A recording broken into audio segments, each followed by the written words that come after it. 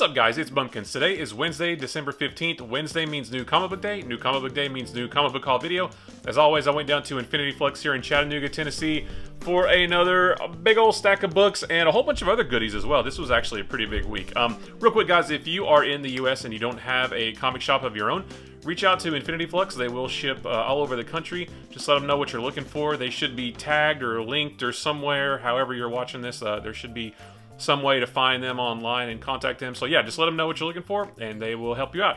But there is a ton of stuff to go through today. I'm going to try to rush through some of it a little bit quicker than normal because there's so much and I don't want this to be like a half-hour video. So we're going to start with Marvel Amazing Spider-Man number 81. Obviously, I haven't read this yet, but I am catching up on this series. I think I'm at like issue 30 or 31. I just finished where it tied into Absolute Carnage.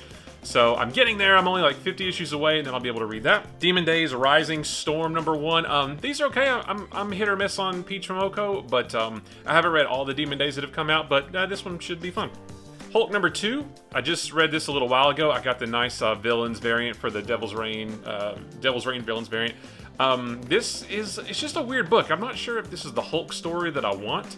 But I'm probably going to stick with the single issues, at least through this first story arc, to see where it goes, and then to see where it might go after that. This was fine, but it was just a little bit weird, a little bit strange, and I'm not sure if it's the Hulk story I want, but I'm going to stick with it a little bit longer.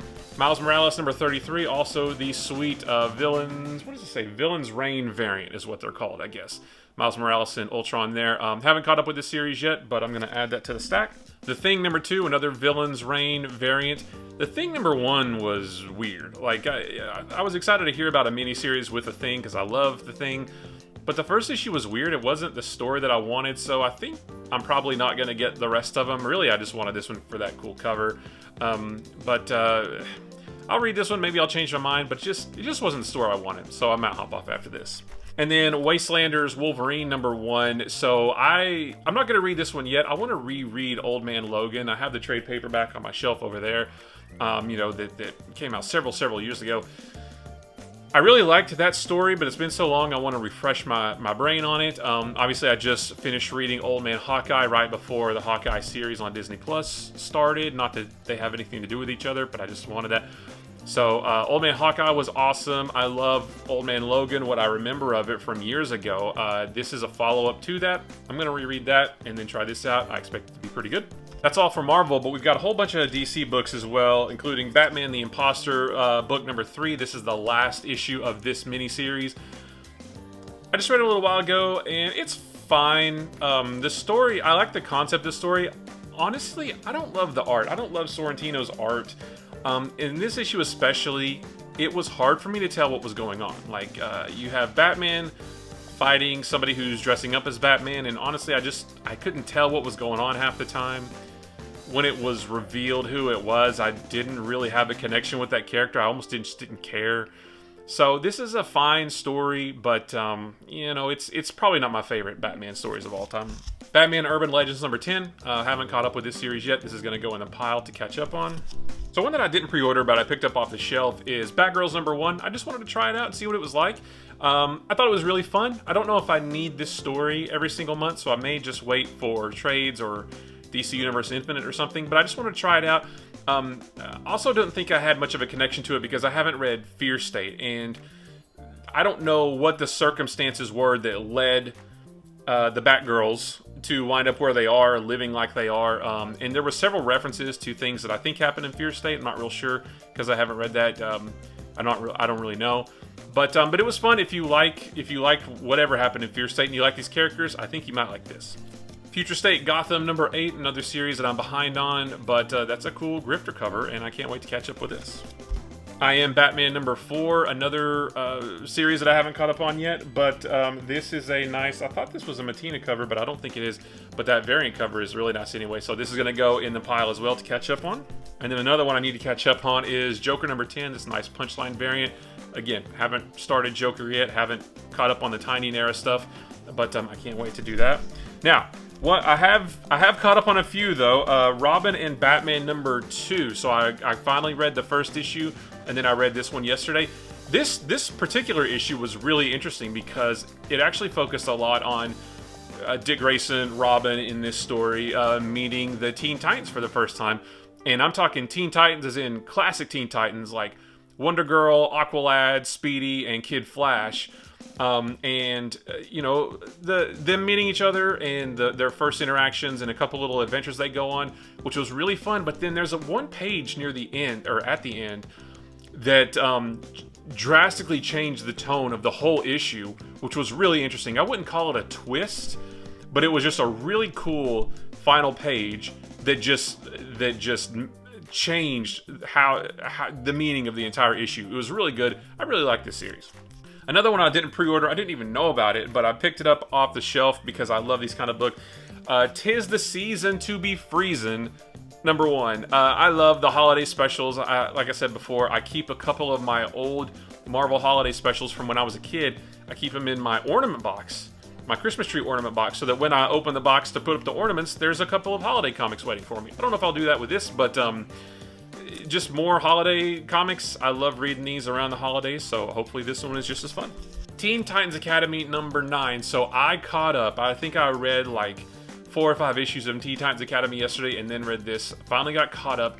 And I don't know if I really am loving this series anymore. I mean, it's not bad at all, but it's just, there are so many characters in this Teen Titans Academy, and I don't know any of them. And they are, especially in the couple of issues before this, those characters, some of those characters were placed front and center. And I was reading this like whole 2 or 3 issue arc with characters that I had no connection with. I didn't know who they were, really what their powers were, anything about it. And that's not bad. I just didn't have that connection. Like, it just didn't, you know, it wasn't a super happy, fun time reading it. But I don't know if I want to drop it either, because they keep dropping hints at things to come. Like Raven is having these visions, and I think there's a crossover coming up with Deathstroke and Batman and Robin. I think Teen Titans are part of it. I'm not real sure. So I might hang. Plus, there's the whole Red X thing, which I still want to know who Red X is, and I feel like Red X is written inconsistently between issues, which is, it's just weird. I don't know. So I don't know if I'm ready to drop this yet. I'm gonna hang on to it a little bit longer just to see if we're about to get some payoff. But I'm really more interested just in the regular Titans, you know, Nightwing, and we've got Roy Harper's back now, so all the regular Titans, Wally and Cyborg and Beast Boy, everybody, Starfire, they're all happy to have him back. So I'm interested to see where that goes. But really, that's the group of characters I'm interested in. So I'm going to hang on to this one for a little bit longer, and then we'll see what happens. So speaking of being interested in the Titans, though, Titans United #4, I read #3 yesterday and this one as well, so I'm all caught up on this. This story is fine. It's not exactly blowing up my skirt or anything, but it's not bad either. It's just a pretty simple story with the actual Titans. I feel like this could have been, you know, the plot to, you know, the Titans TV show, because that all the same characters in that are in this.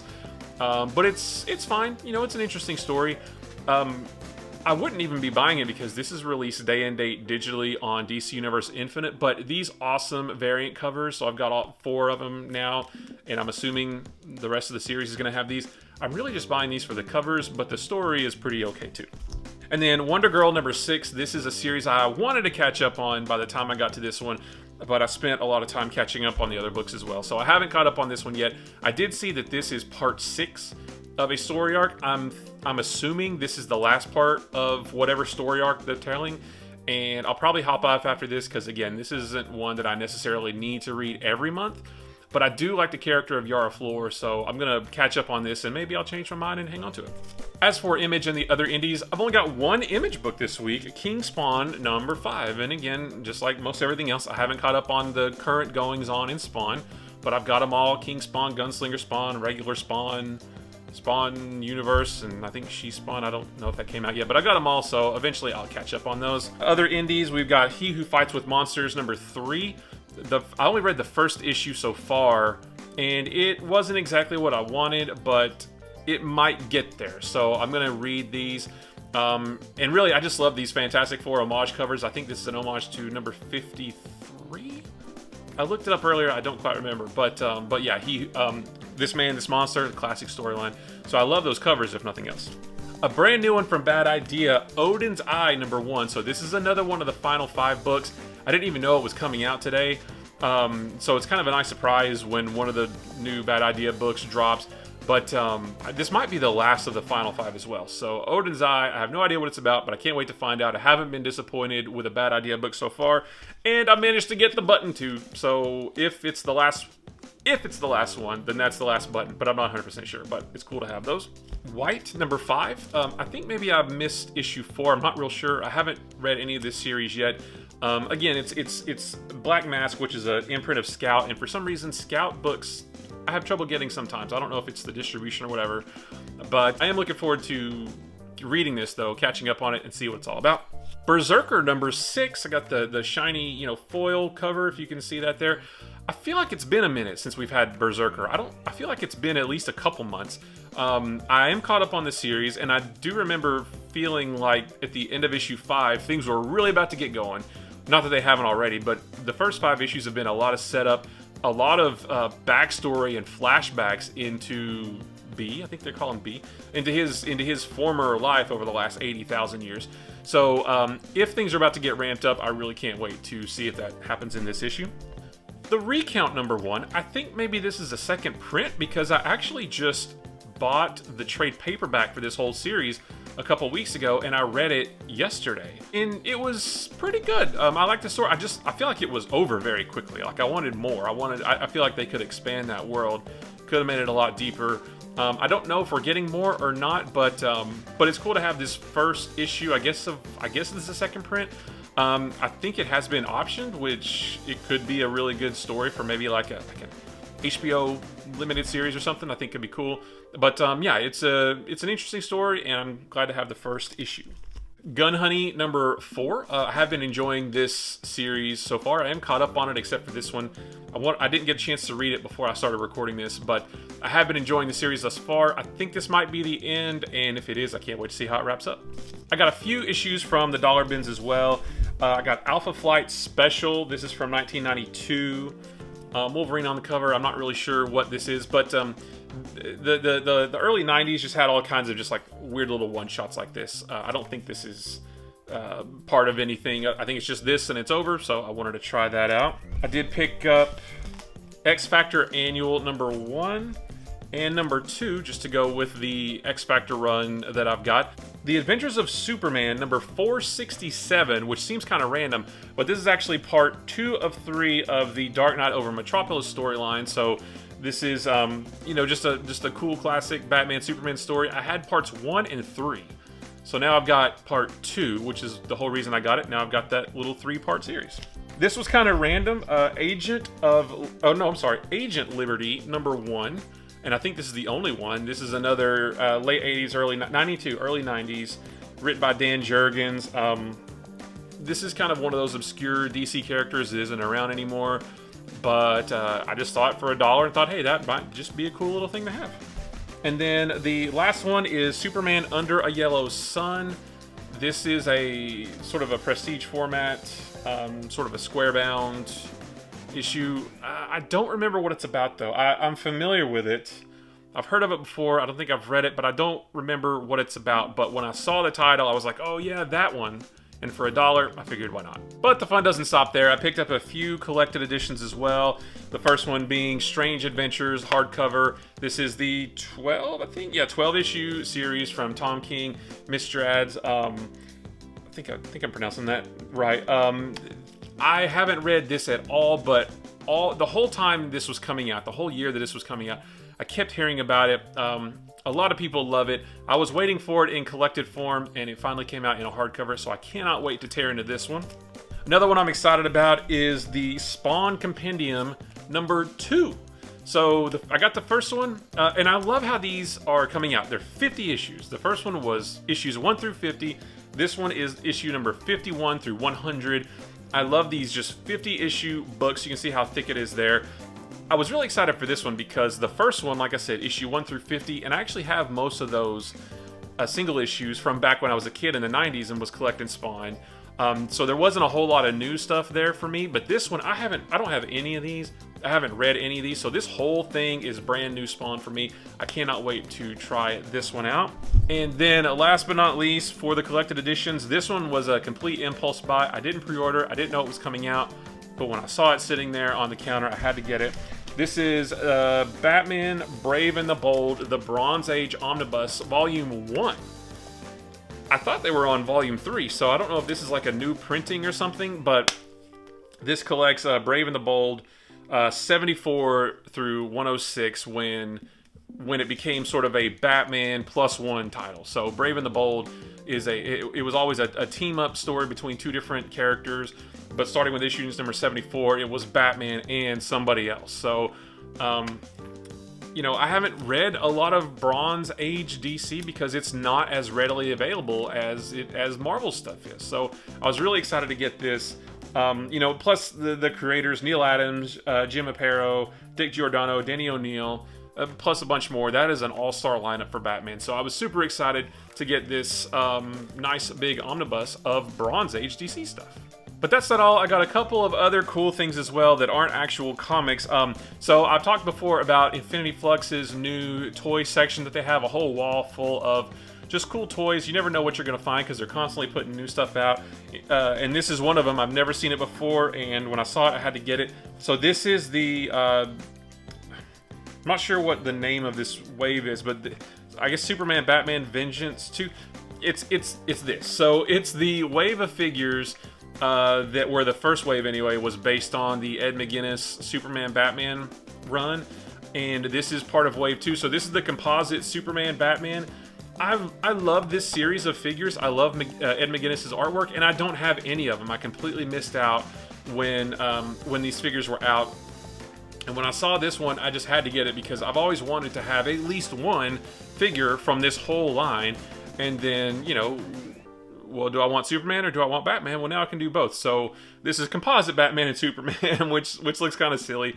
But it's such a cool looking figure. I just had to get this one, and this should look good on a shelf. And then last but not least, a couple other things that I just had to get when I saw them. They were newly released today, and they're probably going to go quick.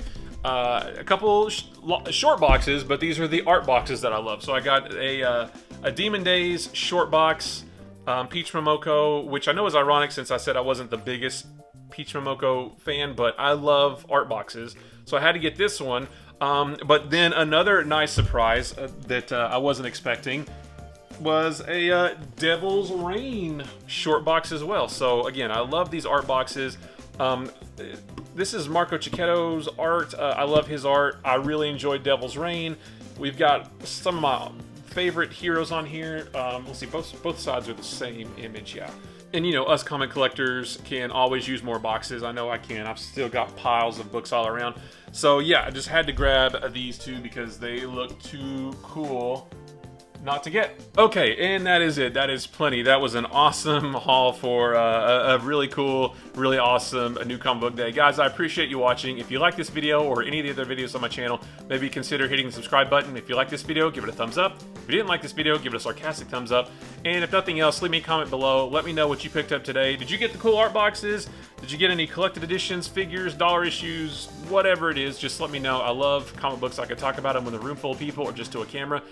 Guys, don't forget, comic books are supposed to be fun. There is clearly plenty for everyone to enjoy. There's plenty of stuff to look through. Find the things that you like, and it's super easy to just simply ignore the things that you don't like.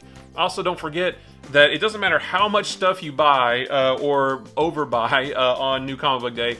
What makes a good comic book haul is that it is special and important to you. So whether you get 1 book, 10 books, 100 books, a whole bunch of boxes, a whole bunch of figures, whatever, it doesn't matter. As long as it's special to you and you enjoy it, that's what makes a great comic book haul. So guys, I appreciate you watching, and I will see you in the next one. Bye-bye.